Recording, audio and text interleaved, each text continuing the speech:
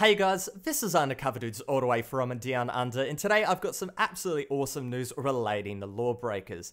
Now, on the PC Gaming Show E3, there was a ton of announcements relating to when you guys can go and play Lawbreakers in the very near future.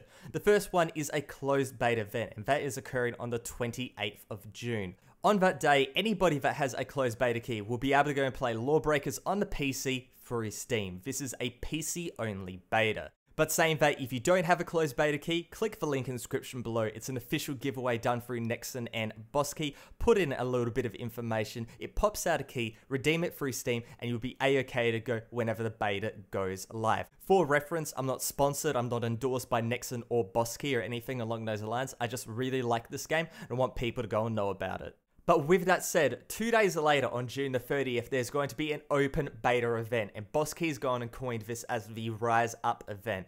There's going to be a massive influx of players, because it doesn't matter if you have a beta key, you don't have a beta key, everybody is going to be allowed to get into this game for free. And the event, it's not going to be a 1 to 2 day event, it's going to last until July the 3rd. So there is, a decent amount of time for people to sink their teeth into the content, stream it because there's no NDA, and overall get a really good impression of the game before it goes live.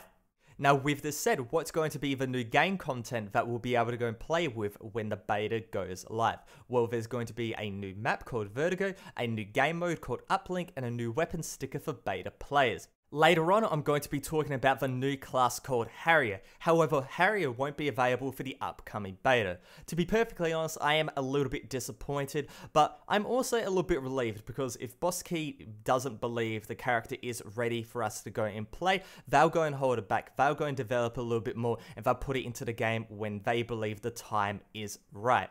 But with that said, when is that time going to be? Well, let's go and do a little bit of theory crafting, because the last beta date is July the 3rd, okay? And the game is going to be released, 100% confirmed date is going to be on August the 8th. That means there's going to be about a month in, 5 or so days between the last confirmed beta date and when the game goes live. Now, let's go and put in our tinfoil hat, let's go and do a little bit of theory crafting, and I can go and say there might be about 1 or 2 more betas in that month and a bit period. Now, why do I go and say that? Well, the betas that I've been talking about just before are PC only betas. They are only available for PC players through Steam. What happens to the PS4 players? Of course, BossKey is going to go and want a little bit of a beta in order to go engage the servers, go engage the traffic and whatnot, see if their netcode goes and holds up, see if their game goes and holds up, and so a PS4 beta will more than likely be on the way.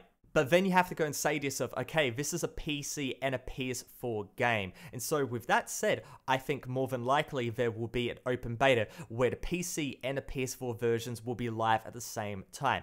Now, this is not only to go engage if the servers can hold up, but you can also go engage if the team is ready, because they have to go and basically be split right between PC and PS4 when, for the previous betas, they only had to go and worry about the PC. And with that said, to, a console versus a computer, there's going to be very big challenges that are also quite different, and that means there has to be different teams involved in solving those issues. So overall, that can be, a bit of a test of responsiveness of the team, and also the responsiveness of the servers before the game goes live on August the 8th.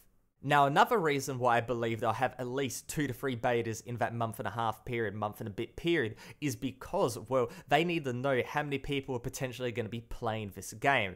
Now, obviously, somebody downloading an open beta doesn't mean they'll play the game. There's many open betas I've downloaded, and I've never bought the game afterwards, The Division, For Honor, etc. But with Lawbreakers at that lower price point, it can be a little bit more enticing. If people enjoy the game, there's less of a barrier for people to go and actually download and buy the game and whatnot. So with that said, they have to go engage. I think there will be, a big stress test on the way with these open betas, not only for the PC, but also for the PS4. Now, with all of that said, let's go and talk about the new character in the game called Harrier. Now, at the moment, Lawbreakers only has one supportive class, and that is Battle Medic. Battle Medic goes and gives out health to, teammates and whatnot, but also puts out a ton of damage. Now, the reason I introed with that is because the duality is now complete. Harrier is a character which goes and gives out fuel, so that means both supportive characters are more than viable to go and play at basically any time within a match. When you have a look at Overwatch, it's like, okay, one healing character and then the rest kind of get put to the wayside, or one or two healing characters and the rest get put to the wayside until one gets nerfed, one gets buffed. With LawBreakers, that is 100% not the case. The reason why is because everybody in this game can go and do a considerable amount of damage. You can go and carry the game, carry the match with basically any character if you know how to go and play that character correctly. But with that said, now we have the healing, now we have the fuel character, Harrier. Overall, you can also have these characters that can support your carries if you're playing maybe a little bit worse, or if you're just popping off on, battle medic and whatnot, you can go and buff up your teammates as well. It's not saying that, okay, if you're a less skilled player, you play this. It's saying, okay, if you believe you're really going to go and pop off on that character, go and play that, and overall, the team composition should go and fit no matter who you go and play. So let's go and talk about the weapons and the abilities for Harrier. The primary weapon is a laser gun, basically. It's called the Shot Croc, and it's basically straight line, hit scan, whatever. It does, a decent amount of damage, but overall, it's going to be okay. If you can go and track that enemy through the air with your mouse, you're going to be an absolute ace with this weapon. The right click, what happens, it goes and marks an enemy. It marks an enemy, and whoever on your team goes and deals damage to that enemy, that damage will be heightened. And of course, if you go and deal damage to the enemy, it will be, heightened as well. One of the first abilities is, of course, that fuel ability that I went and talked about before. Really supportive. It can go and really just buff up your carriers. If they're trying to go and run from one side of the map to the other, you go and put that fuel pod down, they go and hop onto it, they get all their fuel back, and then they can just go sprint all the way and capture that battery. And then her other ability is basically called Raycasters. They're boots, and what happens is when you activate the ability, she puts her feet up in the air, basically horizontal, goes and pushes her backwards, but also does a ton of damage to whoever is in front of her. And that is just so cool. Don't know how they thought that up, but it's really cool how they go and combine not only damage, but also mobility in one single ability.